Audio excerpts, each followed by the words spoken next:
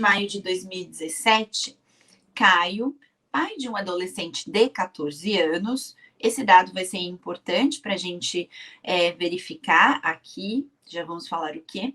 Conduzia um veículo automotor em via pública às 14 horas, quando foi solicitada sua parada em uma blitz.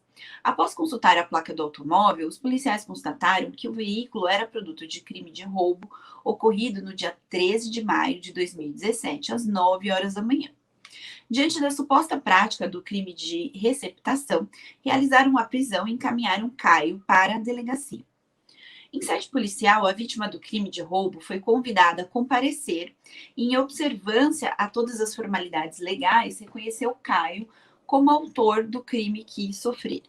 A autoridade policial lavrou auto de prisão em flagrante pelo crime de roubo em detrimento de receptação. O Ministério Público, em audiência de custódia, manifesta-se pela conversão da prisão em flagrante preventiva, valorizando o fato de Caio ser reincidente, conforme confirmação constante de sua folha de antecedentes criminais.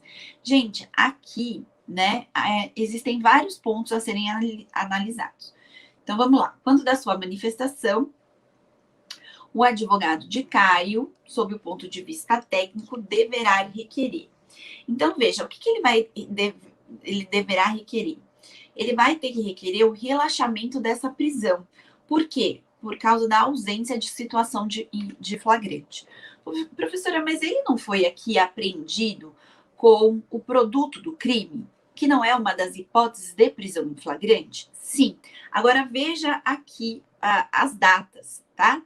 Ele foi encontrado no dia 15 de maio de 2017, sendo que ele conduzia no dia 15 de maio de 2017, sendo que o roubo foi ocorrido em 13 de maio de 2017. Então, veja que entre a data do roubo e a data na qual ele foi encontrado, se passaram aí 2 dias, né? Na verdade, se passaram um pouquinho mais de 2 dias.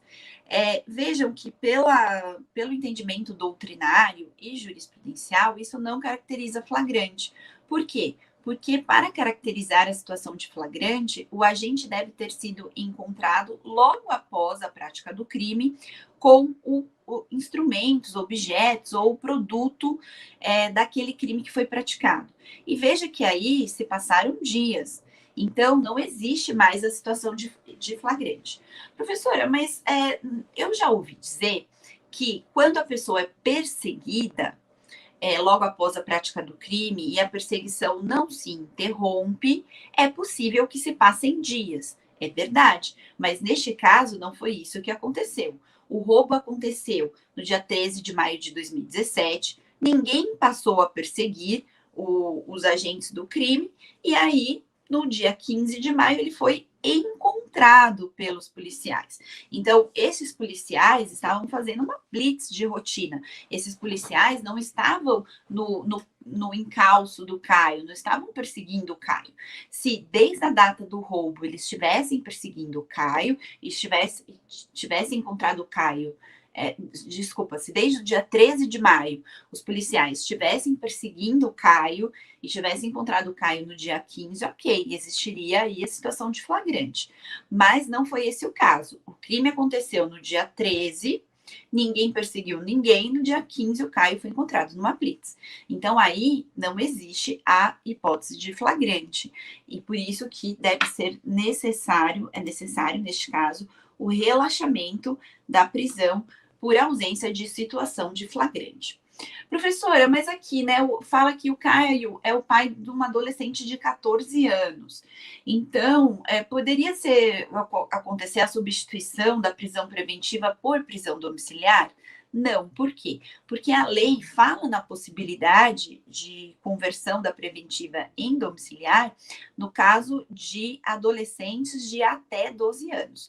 E na hipótese em que aquela pessoa que está pleiteando a prisão domiciliar seja o único responsável por aquela criança. Então, aqui, pela simplicidade, a gente já excluiria essa possibilidade. Professora, por que não é a alternativa C, né? Revogação da prisão preventiva, pois a prisão em flagrante foi ilegal. Porque, veja, de novo, nós vamos trabalhar com a terminologia. Vejam como essa terminologia ela é cobrada nas provas. A gente vai falar em relaxamento de prisão ilegal, em revogação da prisão na qual não subsistem mais os requisitos. Então, aqui nós vamos falar no relaxamento do flagrante. Por quê? Porque, neste caso, o flagrante foi ilegal, não obedeceu à hipótese da lei. Professora, eu posso falar em revogação do flagrante? Não. O flagrante, exatamente por durar um período de tempo muito exíguo, ele vai admitir o relaxamento, nos casos em que a prisão for ilegal, ou a conversão em preventiva. Então, ou a liberdade provisória, ou a conversão em prisão preventiva. Nós vamos sempre falar em revogação da prisão preventiva e não da prisão em flagrante.